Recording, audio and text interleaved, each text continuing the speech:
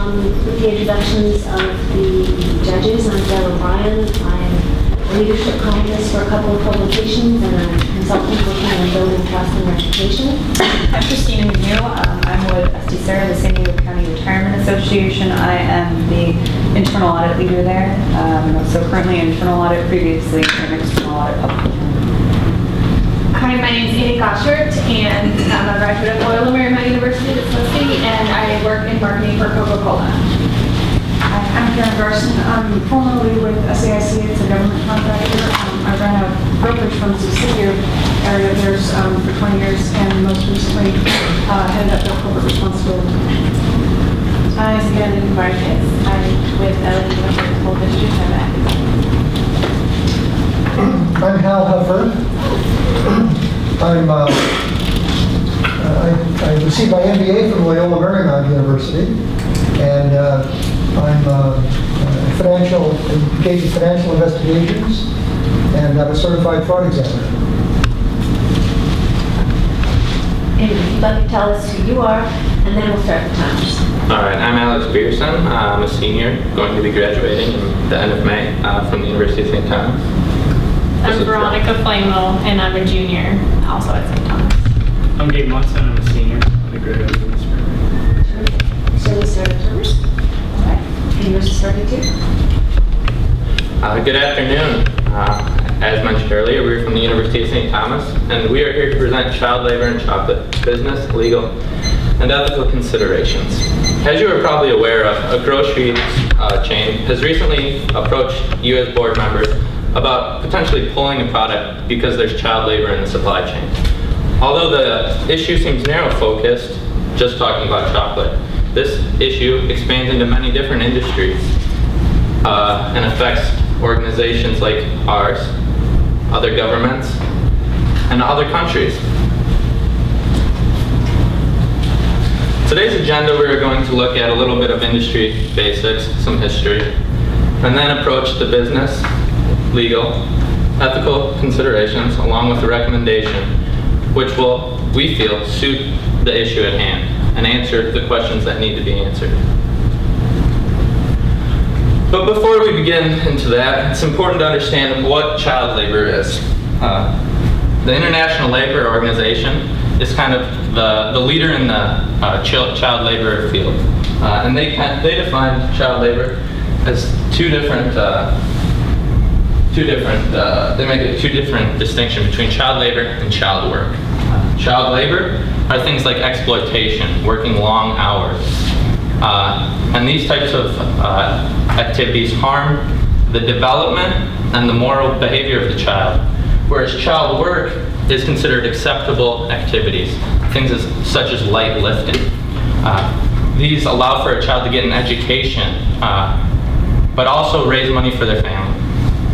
The worst forms of child labor and the worst forms of exploitation are things such as prostitution, slavery, other forms of exploitation that really harm the development, the mental, the physical, the social, and moral development of the child.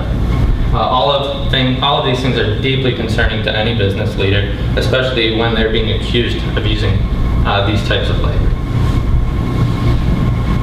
So, this is the issue we must address. How should we address the public concerns about the use of children in our supply chain? Some business considerations. Cocoa was first discovered by the Mayans, who used it as a chocolatey drink. It then spread across Europe, and by the 18th century had become industrialized. As the demand expanded, there's a need for higher labor, which then, in modern times, began the use of children, which is the start of our problem. Our supply chain is seen like this. The growers is where we primarily see the children. They do the farming, the harvesting, things like that. They sell to the intermediaries, the buying and selling agents, who pool the cocoa beans from a community and send them to the processors and manufacturers. Sometimes are one company, the processors, do the grinding, the roasting of the beans. The manufacturers add the sugar, the cocoa butter, and they make that delicious chocolate bar, which is sold to the retailers where we as consumers can purchase. Some challenges that heighten the need for children are seen in the farms. These farms are family owned mostly and have poor use of technology. A lot of the farmers are not educated. The plants are old, the techniques are old, and they don't understand sustainability. They're looking at the short term and the need to make their living in the now. Some background on the issue of child labor. Across the world, we see around 218 million children working. In sub-Saharan Africa, where a majority of the cocoa bean comes from, we see around 50 million sub-Saharan children working. 89% of those 50 million work at least one day in the cocoa industry. Of those 89% of children, only 2% report they're not somehow related to the farmer. These family relationships create a very sticky situation because they're relying on their children for free or cheap labor for their livelihood. The issue is not that the children are working, though. It's that they're exposed to dangerous and hazardous conditions. Children carrying heavy loads, contact with pesticides and fertilizers. Around 5% of children reported using heavy machinery, dangerous machinery, to cut down and harvest these beans. As business leaders, there's also things that we must consider. In the United States, Michelle Obama is pioneering a fit lifestyle movement, attacking obesity in children's diets. Chocolate is not seen as the healthy snack. Therefore, we see currently a dip in demand, a downward pressure to remove these healthy foods, which we're passing on to our farmers, urging them to cut costs, lower the prices on their harvest. Along with this shift in health, we see a change in chocolate preference. People aren't seeing dark chocolate as the healthy chocolate, moving away from the milk chocolate. Well, dark chocolate, to make it involves more cocoa beans. Again, increasing the need for children because we cannot allow for the supply chain to increase costs. We're also dependent on a small supply area. Cocoa can only be grown between 10% of each side of the equator.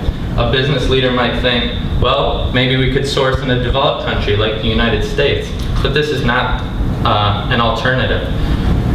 40% of the world's cocoa is grown in the Ivory Coast, one of the most politically unstable countries. So therefore, it is on us as leaders to improve the supply welfare, which is a cost. There's a cost in giving techniques, putting in our time, putting in equipment and technology, all of which must be factored in our investment into this region. And lastly, to create market assurance, to show that our efforts are going to something positive and that the grocery stores are aware of the types of things that we are doing and that we are aware of the issue at hand and doing our best to improve the lifestyle and to remove the exploitation of the children. Thank you for listening to the business considerations and some industry background. I would like to introduce Gabe to give us some legal insight. Thank you, Alex.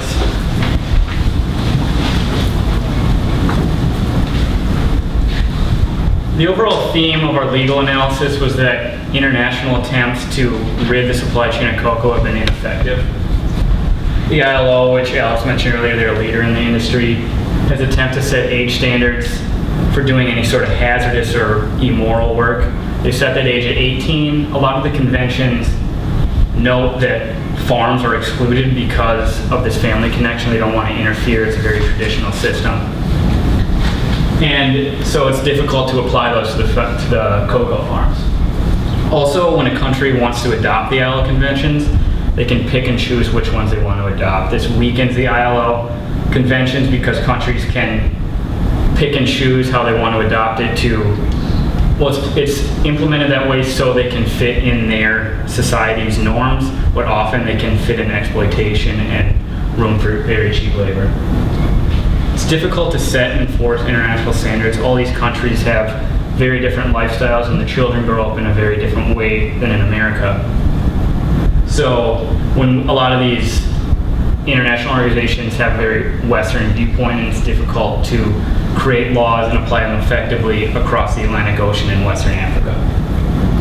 They've also attempted to include these ILO conventions in labor agreements. There's been a lot of pushback from countries because it's expensive to adopt the ILO. They have to get they have to get labor from outside the family, and since the margins are so low and getting even smaller due to the healthy lifestyle movement, they're not willing to accept these into trade conventions, which weakens the convention overall. These are a list of different acts and organizations that have attempted to rid supply chain of child labor. They've all overall failed because there's still a lot of child labor, child slavery, trafficking, prostitution in these areas. I'm going to focus mostly on the Harkin-Engel Protocol for two reasons. We see it as a perfect example of why a lot of these international labor agreements have failed, and we also see it as an opportunity for our company to step in and do something similar. We like what they've done in that they've tried to set up an opt-in verification program. So the farmers actually acknowledge the problem of child labor. We're not forcing something on them, so the farmers have the choice to opt in. And they hire third-party statistics companies and monitoring companies to verify these farms that they aren't using the worst forms of child labor. They're focusing specifically on the slavery, the prostitution, and the human trafficking. It's weak because it's exclusive to the Ivory Coast and Ghana, which puts these countries at a competitive disadvantage to other countries in that strip of cocoa production. Countries like Brazil and Indonesia, which also have a lot of child labor issues, aren't subjected to the same criticisms, creates an imbalance. We see this as an opportunity where we can cut out the middleman, in that a lot of these protocols are reliant on Western African governments. They're very corrupt. They have a lot of other problems to deal with. In fact, when they were trying to enforce the Harkin-Engel Protocol, there was a civil war in Ivory Coast that made it difficult for law enforcers in that area to worry about what's going on in the cocoa farm. So if we instill something like this in our supply chain, a verification program that we can speak directly to the farms, we think that'd be more effective. Overall, the legal issues have failed for these reasons. Political instability, which I already mentioned, civil war, a lot of lack of transparency in these countries, corrupt governments. There's also a very limited education infrastructure, which means that schooling is very expensive. These kids have to work not only at home to be able to afford school, they often have to work at school for the school to fund itself. Often the farms at school are just as dangerous as at home. So it's a very difficult situation, and the source of it is poverty. They're not working children because they like to have children working, they're working because they need to have children working.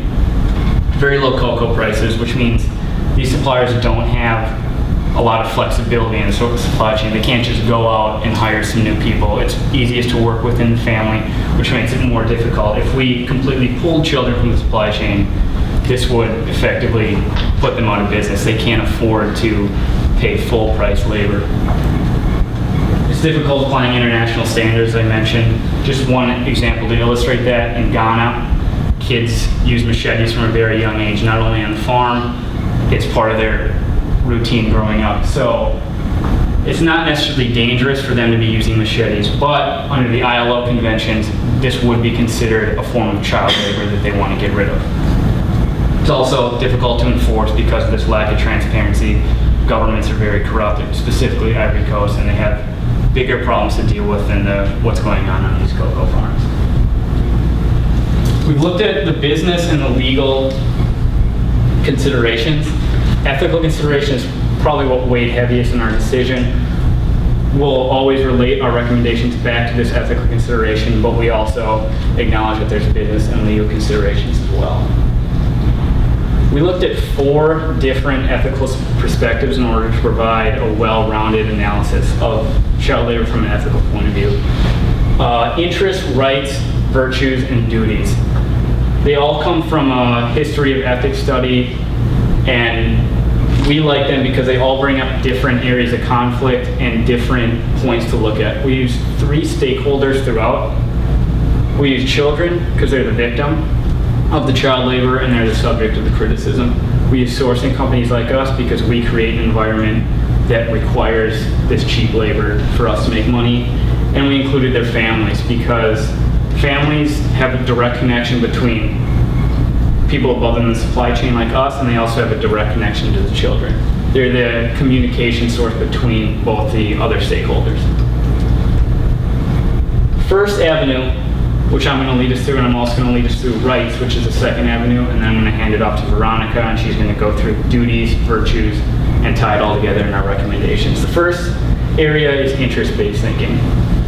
This considers human well-being, maximizing good, and it's a cost-benefit analysis. It's very intuitive to a lot of business people like us, but it also, because it weighs good versus other people's good, it can justify a lot of exploitation from the majority group, which in this case is sourcing companies. So it's important to weigh the other avenues against this as well. When we tried to figure out what interests to bring up, we wanted to look at what created conflict, because that way we can find the root of that conflict and create a solution. Right now, the health and safety of the children conflicts with their interest in getting an education. They have to work long days in dangerous environments in order to afford an education. So we think that by investing in the supply chain, modernizing these farms, allowing them to be more sustainable, these will actually align. So they'll be working in safe work environments and safe work environments at school instead of having to give up one for the other. Also right now, which a lot of consumers in grocery stores have noticed, is that our profitability, our desire to get the cheapest cocoa possible, creates an environment where these kids have this conflict. They have to make this choice and families have to get the cheapest labor possible.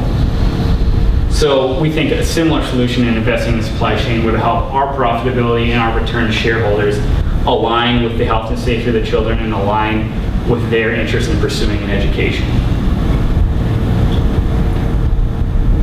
A rights-based perspective, that's the second perspective we want to use, takes into account fairness, impartiality, human liberty, and human dignity. So what's ethical from this point of view is what allows rights to be met. This will put little guys like the small farms and the children on the same level as large companies like us. All rights are equal. This we see similar conflicts. Children have a right to get an education and children have a right to a safe work environment. Right now they conflict, but by investing in modernizing the supply chain, we'll be able to make these two rights align. Also our profitability will align with this sort of investment. We also recognize the right of the families and the farms to be treated fairly. When we get pressure from the market to change our labor practices, we need to do this in an educated way. When you look at it on a very surface level, you have two options. You have ignoring the problem and letting these kids keep going. That's not a good option. Or immediately pulling the plug on these children. That puts them in a terrible situation because the children are still impoverished. They have to go work in another, possibly more exploitative environment. And we don't want to have this sort of dilemma. So by treating them fairly and creating a more morally creative answer, which involves investing in the supply chain, we'll be able to not choose between those bad answers and choose a good answer for the company. I've taken us through interests and rights. I'm going to hand it off to Veronica. She's going to go through duties and virtues and tie everything back together in our recommendations. Thank you. Thank you, Gabe. So the first avenue I'm going to talk about is duty-based thinking. Duty-based thinking is all about duties that you have as an individual to other groups of individuals. So duties that you have to the community, to the children, and to your family. In our case, the main duties are to the families and then us as the sourcing companies. The families have a duty to support their children and the children of the community physically, mentally, and emotionally so that they're able to have an education and have the right to a childhood as well. And then us, as the sourcing companies, we have a duty not to exploit these families or these farmers or these children but we also have a duty to our shareholders to create a profit. So we need to realize that we need to balance these two out, and that in the long run, if we do help these families in these farms become more productive, we in turn will be more productive, and it will help our shareholders in the long run. The final ethical-based reasoning that we looked at was virtue-based thinking. Virtue-based thinking is all about promoting good character traits and avoiding vices. And in doing this, you help the entire community by them all following these good character traits. In our case, the main virtues that we considered were for the families and us as the sourcing companies again. The families need to be prudent about their children and their future. They can't just think about the here and now and we need to make money and putting them in these situations, but they need to also think is, if they're in these hazardous situations, how is that going to affect them in the long run? How is it going to affect them mentally or physically? And also, how is it going to affect them if they don't have this education? And in turn, will not be able to grow and create in society. Then, us as the sourcing companies, we have to be honest and transparent in our negotiations with our retailers and let them know what's going on and this problem that we have. And in doing that, we can share the duty together to help these farmers and these children. And in doing that, we're being fair and compassionate towards them.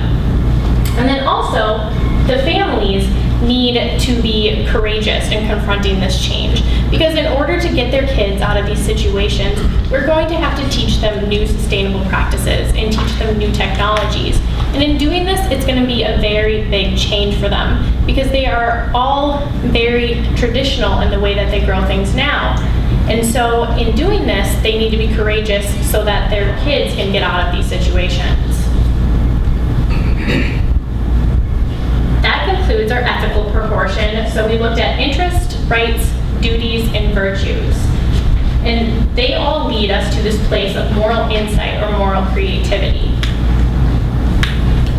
That brings us back to our question. So how should we address public concerns about the use of children in our supply chain? The solution that we came up with was that we need to move from child labor to child work.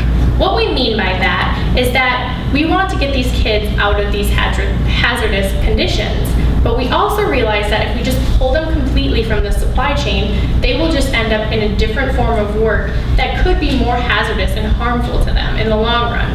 So we want to instead still let them work, but take the hazardous portion out of it. We realize this is a long-term goal and that it's not going to happen overnight, but we hope that within 5 to 7 years that we can completely rid child labor from our supply chain. That then leads us to our recommendations. Our first recommendation is to take the stance of moving from child labor to child work and make it public. So put it on our website, tell our retailers, tell our suppliers, and let them know what we're doing and why we're doing it. And show them that we, in taking this stance of moving to child work, we're considering all of the stakeholders' interests. And in turn, putting a duty upon ourselves to follow through with this and giving others the right to check us on it and make sure that we are doing this. And it also gives us the right so that we aren't bullied by the marketplace because we have a stance that we're following along to. And we can point back to it when someone criticizes us about this child labor.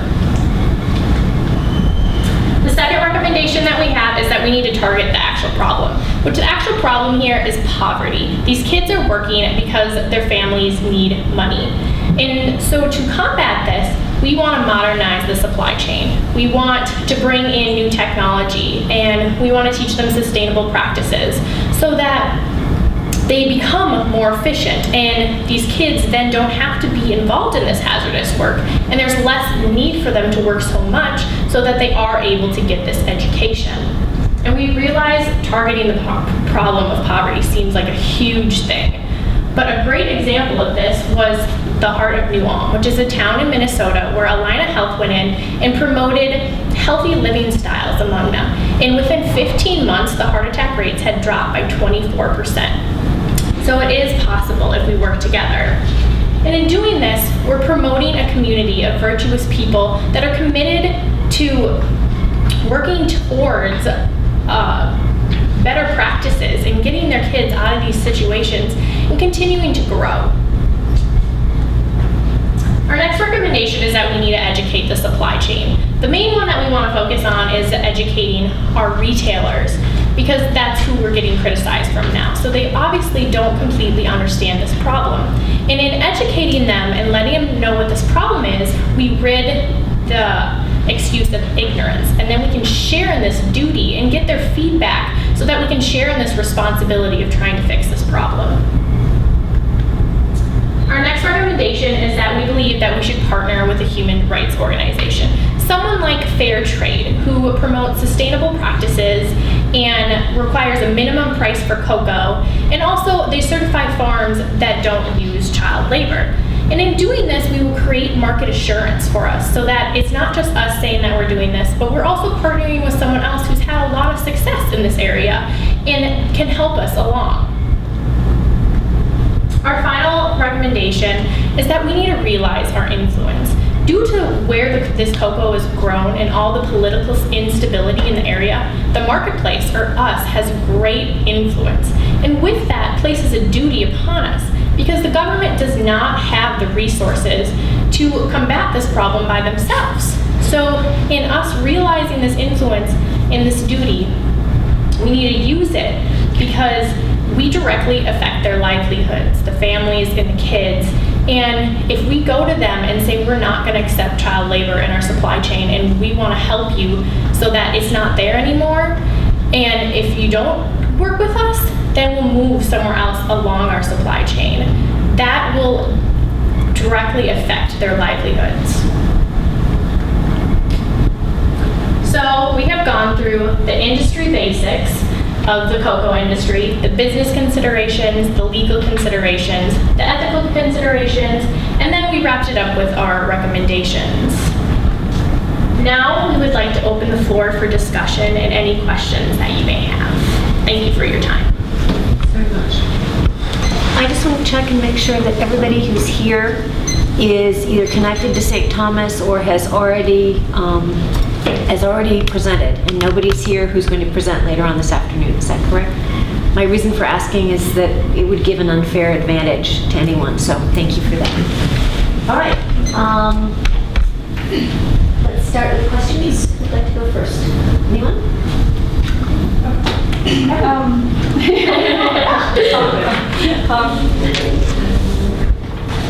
So any discussion about supply chain ethics is going to be hairy, as I'm sure you well know. So I have a couple questions. I'll start with the first one, which is, why did you decide to end your analysis of the supply chain at the retailer? You mean at the sourcing company? No, I mean at the drugstore or wherever somebody's buying the chocolate. What about the person buying the chocolate? Yeah, well, we felt with the way we had set up the issue was that the grocery store was the immediate person making the complaint, and assuming that they were maybe receiving complaints from the consumer, and that's why they were pulling the product. We understand that it is a large child labor reaches into the consumer many times, and the consumer is a lot of times the person that raises the issue first or makes people aware of the issue. So the reason we ended it with the supply chain was just because of the way we had set up the situation of the grocery store pulling the product. I think it also had to do with the fact that they were the ones that we are dealing with the complaint for, and also they have a bigger influence and like the resources to help us with the problem, more so than going to like directly to each consumer. Speaking as a board member, I'm afraid of a backlash. Are you just using semantics when you talk about child labor versus child work? The concept of child work, I'm assuming from what you said, would be that children wouldn't be working on heavy machineries. But is this a distinction without a difference in terms of how the public will view it, in terms of the notion of child labor has to do with children working and not going to school, and we still have children working. I realize the economics of this, but how would we explain how this is an improvement, aside from the heavy machinery? Well, we here in the United States aren't inherently against children working. We see in Iowa, Minnesota, a lot of farming communities, children working themselves. And to remove children would destroy a lot of their relationships. We also believe firmly that if we remove the children from these family relationships or the family farm, then what would be the alternative for the family to make money? Selling their child, prostitution, other forms of slavery, which do happen in these African communities. Right, I'm just asking about the clarification of the real difference between child work and child labor. What is the difference? Child work is work that's not hazardous and allows them time to go to school. Right now you see a lot of kids working really long hours. They don't have time to go to school. They miss a bunch of school. And the reason we made the distinction is because the ILO makes the distinction, and so does the Fair Trade Organization. So they don't see a problem with the root, just the problem of children actually working. They see a problem in them. The type of work. The type of work. Okay. So, yeah. So, yeah. So, first of all, I had an opportunity to do some teaching in Ghana, and every Friday each child was handed a machete to go cut the grass. That was their chore, and it was horrifying to watch. But to your point, that was the norm, and no one ever got hurt. So I think there, is a real opportunity for a public awareness campaign around this. But one of the recommendations that you made was to educate your supply chain. And my question is, have you thought about putting the grocery stores coming and complaining to us about this issue? Have we put any pressure on them to maybe allow us to raise our prices in order to pay our fair share for the work that's being done and to create a better environment for which people can work in? Or, obviously we're getting so much pressure from the grocery stores to keep our prices low and keep the margins, tight, that we're really not granted that opportunity to go back and do what we want to do in these communities. Has that discussion taken place? Well, what we want, in another point when we made about educating supply chain, what we want to do is just open up communication between us. So recognize that the entire supply chain is part of that problem. So when we tell them, look, we're trying to change child work from child labor, this will be expensive. We need help from you guys who place our product out there for people to buy, and that way we can share together and making the margins less tight and hopefully changing the way people look at jobs. And that's the exact conversation that would be part of educating our supply chain. We want to talk to them and get their feedback also, and what they think would be good recommendations also of fixing this problem, so that we share in that duty, and so we're not just getting the criticism, but we're working together. Thank you. Question. To piggyback off of this discussion, I know when we were first framing some of the regulatory challenges, verification came up quite a bit. And in this process, it seems we're focusing on getting started, but in the long term and over time, how do you think that we could change that verification process so that it does become a successful program? Well, right now, specifically the Hark and Angle protocol, it's a partnership between U.S. government, U.S. suppliers, and Ivory and Ghana Coast government and Ivory and Ghana Coast farmers.